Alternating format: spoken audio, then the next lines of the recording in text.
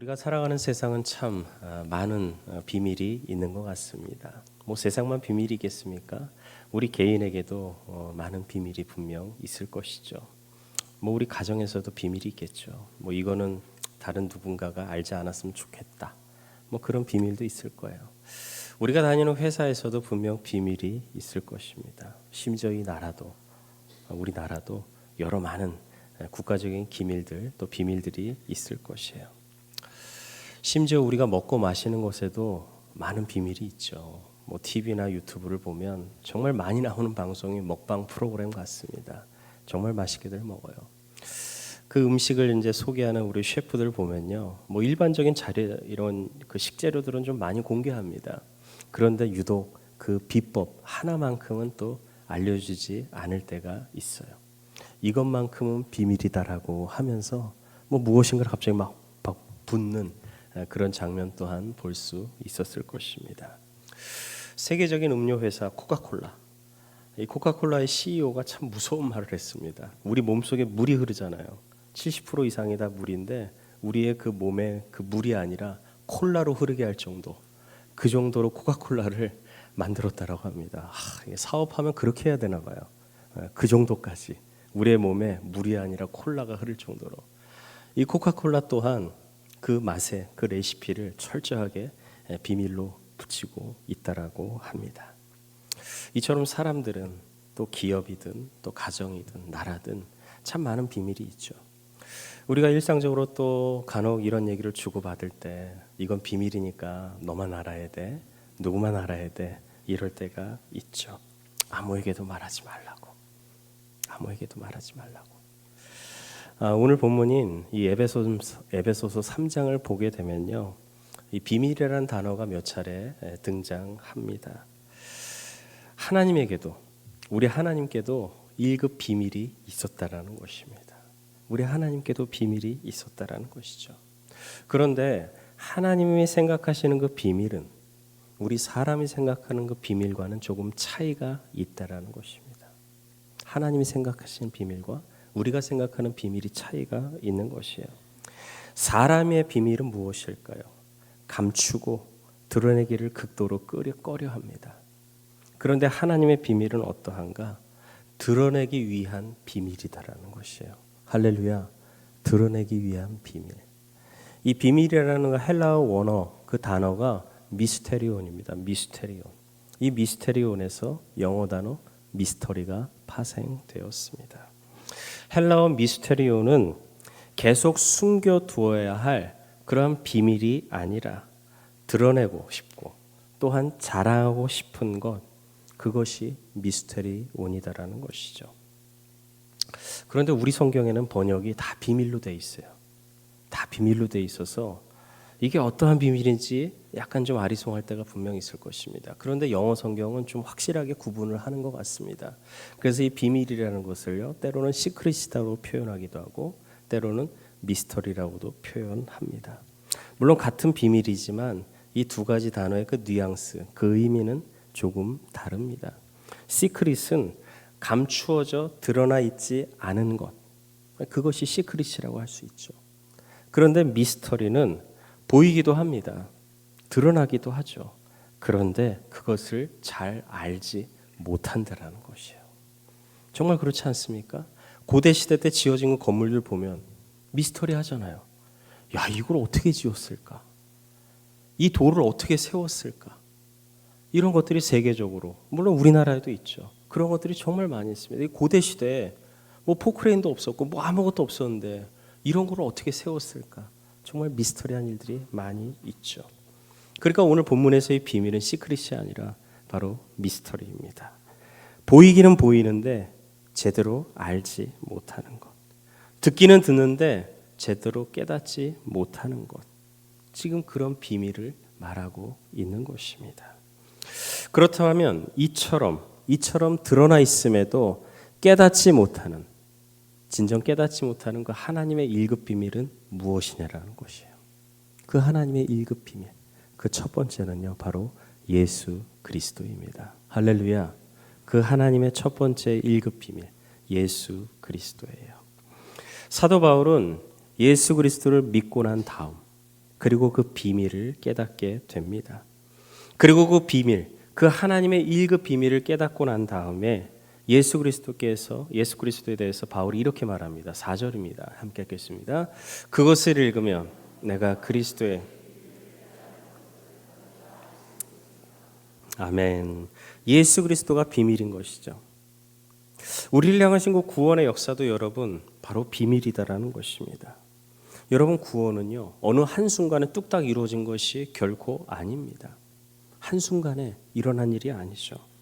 성경을 보면 어떻습니까? 성부, 성자, 성령 하나님께서 구원의 그 계획과 구원의 경륜, 그 뜻을 가지시고 계속해서 이 땅 가운데 그 구원의 역사를 펼쳐가고 계시다라는 것이에요. 그래서 성부 하나님은 어떤 일을 하셨습니까? 이 땅을 향해서 구원을 계획하셨어요. 그리고 성자 예수님께서는요 인간의 몸으로 이 땅 가운데 오시어서 십자가에 달려 죽으심으로써 그 구원을 완성하시고 그 구원을 성취하셨습니다. 성령 하나님께서는 그 성취된 구원을 우리 믿는 자들이 살아갈 수 있게 그 안에 내재하시고 계심으로써 그에 합당한 삶을 살아갈 수 있도록 날마다 힘과 능력과 은혜를 부어주고 계시다라는 것이죠. 그래서 여러분 그 구원의 경륜을 따라서 예수 그리스도께서 우리 가운데 계시하신 것입니다. 그래서 예수 그리스도는요 구원을 이루신 것뿐만이 아니라 결국 그분의 모든 것들이 다 비밀이다라는 것입니다. 비밀이에요. 생각해 보십시오, 여러분. 예수님의 성육신, 인간의 몸을 입고 오신 그 예수님의 그 성육신도 어찌 보면 비밀 아니겠습니까? 영이신가 하나님께서 왜 인간의 몸을 입으시고 이 땅 가운데 내려오셔야 했냐라는 거예요. 아무런 여인에게 출생해도 되지 않을까요? 근데 왜 하필 동정녀 마리아에게서만 태어나셔야 했냐라는 것입니다. 이것이 비밀 아닙니까? 이것이 신비 아닐까요? 예수님의 사역도 분명 비밀입니다.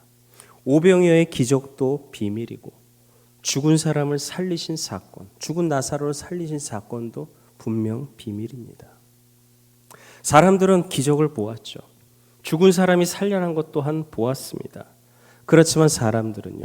예수님께서 왜 그런 일을, 왜 그런 기적을 행하셨는지 그 참된 의미는 알지 못했다라는 것이에요. 알지 못했다라는 것. 사람들은 분명 기적의 떡을 먹었습니다. 그 기적의 떡을 먹으면서도 왜 예수님께서 이러한 기적을 행하셨는지 그것을 알지 못했습니다. 이유가 있었습니다. 예수님께서는 친히 하늘에서 내려온 생명의 떡이다. 내가 너희들의 생명의 떡이다라는 것을 알려주시기 위해서 오병이어의 기적을 베푸신 것입니다. 자신만이 생명의 주이심을 나타내시기 위해서 죽은 나사로를 살리신 것이에요. 그냥 살린 것이 아니죠. 그런데 사람들의 시선은 어땠습니까? 그 기적에만, 그 살리신 사건에게만 있었다라는 것입니다. 예수님께서 왜 우리에게 떡을 주셨는지, 왜 이 사람을 살리셨는지 그 참된 의미는 알 수 없었습니다. 무엇보다 가장 놀라운 비밀은 그 주님께서 우리 가운데 계시다라는 것입니다. 할렐루야, 우리 안에 계시다라는 것이야. 그래서 사도 바울은 골로새서 1장 27절에 했어요. 이 비밀은 너희 안에 계신 그리스도시니 곧 영광의 뭐라고요? 소망이라. 영광의 소망으로 그 주님께서 우리 가운데 계시다라는 것입니다. 여러분, 예수님이 우리 안에 계시다라는 건 이것은 정말 놀라운 여러분 신비입니다. 왜 신비일까요, 여러분? 왜 신비일까요? 갈릴리 바다를 거느셨던 그 예수님, 십자가에 죽으시고 부활하신 그 예수님이 지금 어디에 계신 거예요? 저와 여러분의 마음 가운데 우리와 함께 계시다라는 것입니다. 성령님으로 함께 계신 것. 이거 정말 놀라운 신비 아니겠습니까? 우리가 진정 이 사실을 깨닫는다라면 여러분, 우리의 삶은 달라질 수밖에 없죠. 우리의 인생은 달라질 수밖에 없을 것입니다. 내가 생각하는 것, 내가 행동하는 것, 내가 생각하는 그 모든 가치관들, 그 모든 것들이 달라질 수밖에 없다라는 것입니다. 사도 바울이 그랬었죠. 사도 바울이 예수님을 알기 전에, 믿기 전에 그는 예수 그리스도를 핍박하던 그 한 사람이었습니다. 그런데 예수님을 믿고 나선 완전히 다른 사람으로 바뀌게 되었던 것이죠. 왜 그랬을까요? 왜 바울이 바뀌게 되었을까요? 그가 갖고 있었던 그 로마의 시민권, 정말 많은 좋은 그 가정 환경, 어렸을 때 유학 가고 배웠던 그 많은 지식들, 그 모든 것을 왜 배설물로 여길 수밖에 없었을까요? 예수 그리스도, 그 비밀이신 예수 그리스도를 그가 알았기 때문에, 그가 경험했기 때문에, 그래서 자신이 그 모든 것을 다 내려두고 예수 그리스도의 사람으로서, 하나님의 진정한 사람으로서 그 삶이 일어날 수 있었던 것입니다. 그렇다면 여러분, 우리는 진정 이 비밀을 알고 있습니까? 이 비밀을 알고 있습니까? 교회를 오래 다니는 것, 직분이 있는 것, 물론 중요할 수 있습니다. 하지만 그것이 전부가 아니라 정말 내 안에 계신 그 주님의 그 비밀, 하나님의 그 비밀, 그 예수 그리스도의 비밀을 여러분 진정 우리는 알고 있습니까? 정말 중요한 것은 이것인 것 같습니다. 나는 예수 그리스도를 나의 구주로 알고 있는가? 나의 구주로 알고 있는가? 지금 예수님께서 내 안에 살아 계시다라는 것, 그것을 진정 믿고 있는가? 이 비밀을 깨달은 사람은요, 모든 것이 달라질 수밖에 없을 것입니다. 삶의 목적도 달라질 것이고요, 삶의 방향도 달라질 것이고, 그 주님의 은혜로 계속해서 하루하루를 아름답게 채워가기 시작할 것입니다. 하나님의 비밀은요, 예수 그리스도 안에서 완전하게 드러났습니다. 그 십자가를 통해서 완전히 드러나게 된 것이죠. 사탄도 마귀도 사실은 이 비밀을 몰랐습니다. 물론 알았죠. 예수님이 어떤 분인지, 하나님의 아들로 이 땅 가운데 오신 것을 알았습니다. 그래서 그 예수를 무찌르려고 했죠. 유혹을 했지만 주님께서는 그 세 가지 유혹을 넉넉하게 다 이겨내셨습니다. 그리고 예수님의 그 죽음을 통해서 구원이 이루어진다는 그 사실 이 부분에 대해서 사탄은 몰랐습니다. 그래서 사탄은 어떻게 합니까? 사람들을 충동하죠. 충동해서 어떻게 합니까? 십자가에 달려 죽게 합니다. 십자가에 달려 죽었다라는 것, 나무에 달린 자는 다 저주를 받는다라는 것인데, 결국 이 광경을 보고 사탄은 분명 자신이 승리했다라고 여겼을 것입니다. 예수가 죽었기에. 하지만 사탄의 승리가 아니라 그것은 사탄의 완전한 패배였다라는 것입니다. 예수님께서는 말씀하셨습니다. 십자가 위에서 마지막으로 하신 말씀이 무엇입니까? 다 이루었다. 다 이루었다. 이 말은 다른 것보다 우리의 모든 죄의 대가를 완전하게 지불하셨다라는 그 주님의 말씀입니다.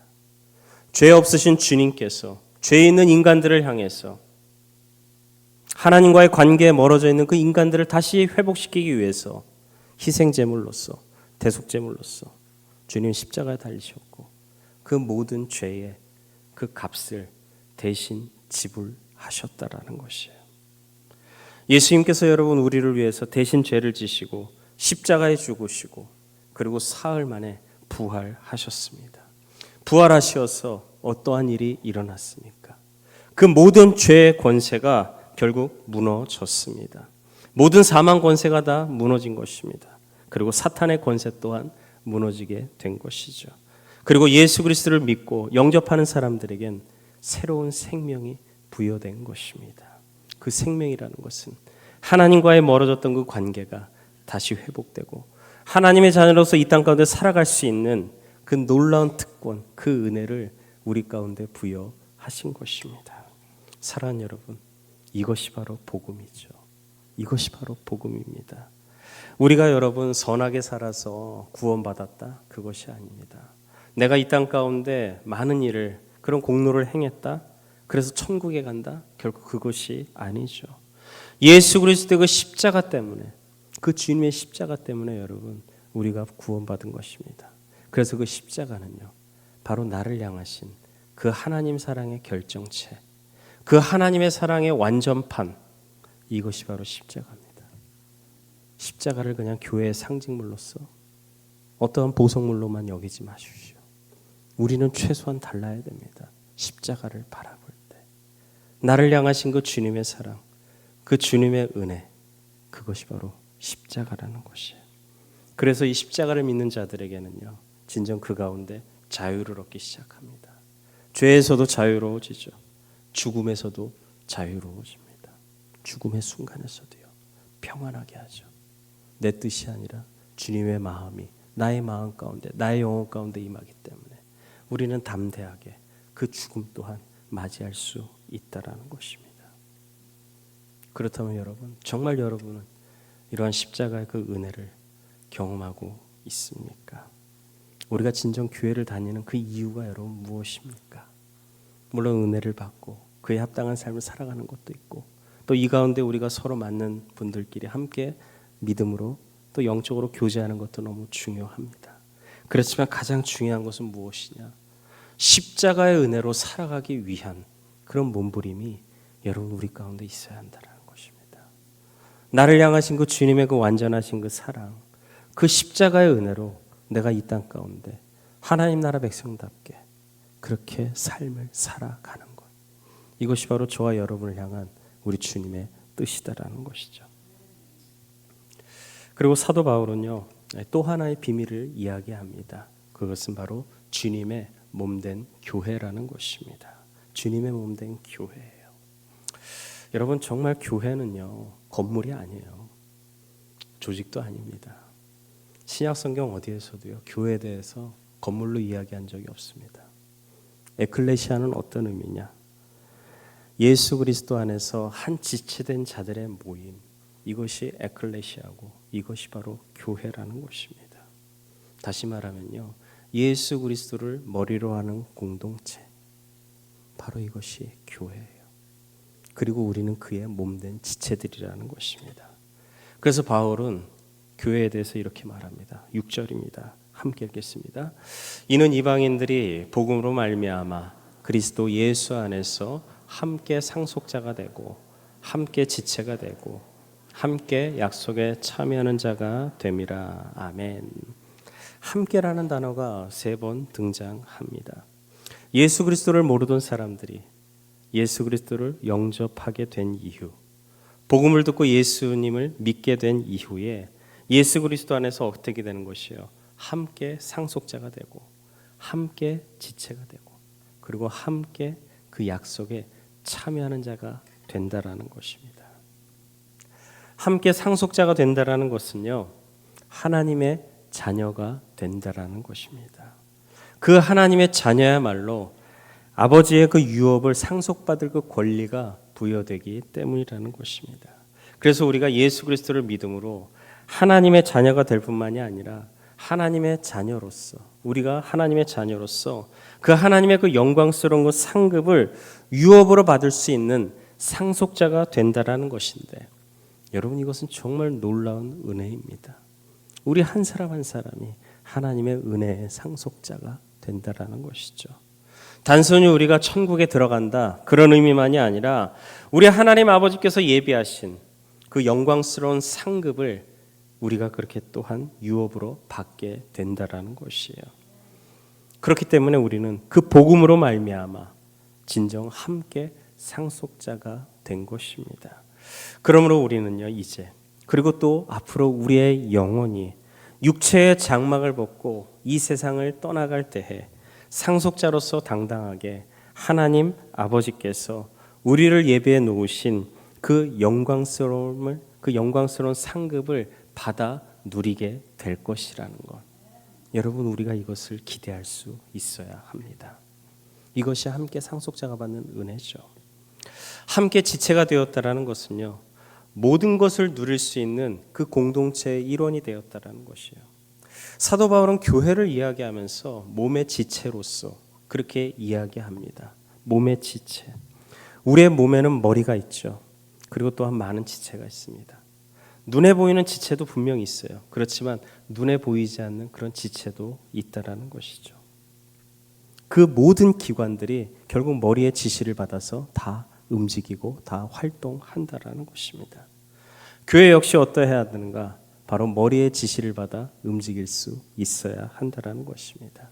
교회의 머리는 누구십니까? 예수 그리스도.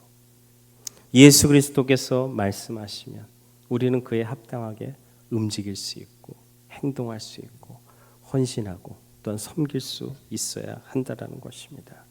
그래서 머리이신 그 예수 그리스도께서 지시하시면 우리 함께 지치된 성도들은요 함께 움직일 수 있어야 한다라는 것이요. 함께 해야 돼요. 이것이 여러분 교회의 참된 모습입니다. 나 혼자만이 아니라 함께 하는 것입니다. 우리는 복음으로 말미암아 함께 지체된 그런 우리들의 모습입니다. 이것이 바로 교회됨의 바로 비밀이라는 것이죠. 세상 어디에서도요 예수 그리스도를 믿음으로써 주님의 몸된 교회에서 한 지체가 될 수 있다? 그렇게 생각하지 못합니다. 그러므로 이것이 우리 성도들에게 허락된 하나님의 은혜의 비밀이라는 것입니다. 하나님의 은혜의 비밀이에요. 끝으로 교회는요 약속의 공동체입니다.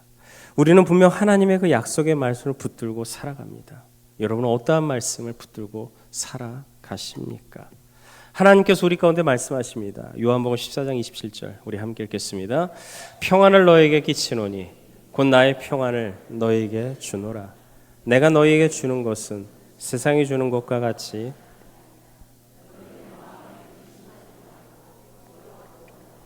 아멘. 이 약속의 말씀을 붙들고 여러분 기도할 수 있다라면 여러분 우리는 어떠한 기도를 할 수 있겠습니까?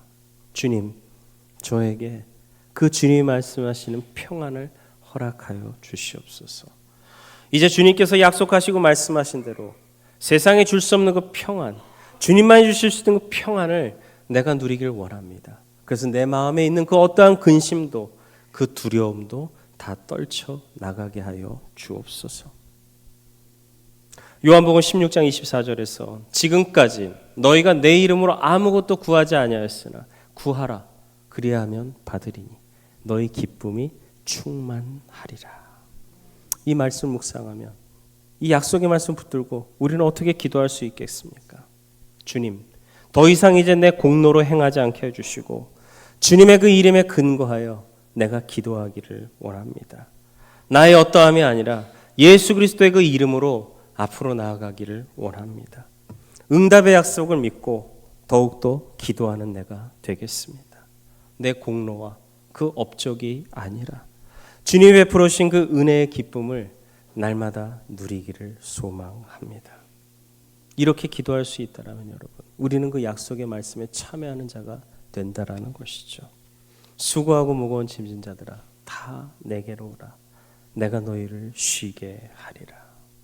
이 말씀 붙들고 여러분 우리는 어떻게 기도할 수 있겠습니까? 주님, 제 마음이 너무나 무겁기만 합니다. 제 마음이 너무나도 답답하기만 합니다. 그런데 주님께서 말씀하신 수고하고 무거운 짐진 자들아 다 내게 오라고 말씀하신 그 주님의 말씀을 붙들고 나의 모든 걱정과 모든 근심과 모든 무거운 짐 주님 앞에 내려놓습니다. 주께서 허락하신 그 평안이 그 참된 안식이 나에게 임하게 하여 주옵소서. 약속의 말씀을 붙들고 기도하는 것은 바로 이런 것입니다. 이 주님의 약속의 말씀을 붙들고 그렇게 씨름하며 선포하며 나아간다면 우리는 약속의 말씀에 참여하는 우리 모두가 되는 것입니다. 미래에 대해서도 마찬가지 아니겠습니까? 미래에도 약속에 참여하는 자로서 새 하늘과 새 땅에 들어가서 생명의 면류관을 받아서 그런 축복을 우리가 누리게 될 것입니다. 미래를 약속하신 그 말씀에 우리 모두가 참여할 수 있어야 돼요. 그래서 요한계시록 22장 5절 말씀처럼 모든 저주가 사라진 그 새 하늘과 새 땅에서 우리는 어떻게 살아갑니까? 세세토록 왕노릇하며 살아가는 것. 이것이 바로 우리를 향하신 하나님 아버지의 뜻이다라는 것이에요. 우리가 그렇게 약속의 말씀을 붙들고 그렇게 기도하며 이 땅 가운데 그 삶을 살아갈 수 있어야 한다라는 것입니다. 사랑하는 여러분, 오늘 우리는요 다시금 놀라운 하나님의 비밀을 깨달을 수 있었습니다. 그 시작은 무엇입니까? 예수 그리스도입니다. 예수 그리스도. 하나님의 비밀은 예수 그리스도로 시작했습니다. 예수 그리스도께서 진정 비밀이신 그 까닭은 그분의 성육신과 십자가, 그리고 그 고난과 죽으심, 그리고 그 부활과 대속의 그 모든 은혜가 감춰져 있기 때문이라는 것입니다. 감춰져 있기 때문에. 그렇지만 하나님께서는 때가 되어서 이 모든 사실을 다 계시하시고 성령을 통하여서 우리가 깨닫게 하기를 원하셨다라는 것입니다.